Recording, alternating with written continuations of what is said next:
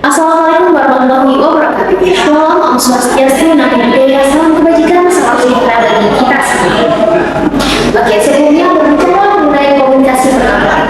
Pernahkah kalian semua merasa bahwasanya komunikasi yang kita merasa sangat cepat, atau terkadang terasa membingungkan, atau terkadang kalian merasa selalu terburu, akan tetapi justru kalian malah merasa melelahkan? Itu sudah merupakan salah satu dampak dari kemajuan teknologi dalam komunikasi perkantoran.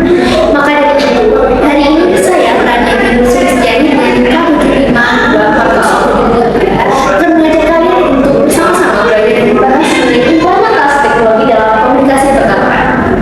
Next.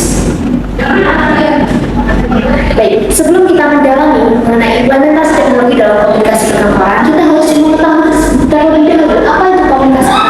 Maka dari itu kita akan bersama-sama membahas bagaimana mengenai komunikasi perkantoran. Yang pertama, menurut Harold de Laswell tahun 1948, komunikasi adalah suatu proses yang menjawab pertanyaan who say what in which channel to communicate what event. Dalam konteks perkantoran, komunikasi ini dapat bersifat vertikal, yakni atas ke bawah atau sebaliknya, atau bisa juga bersifat horizontal, antara semua pegawai maupun diagonal.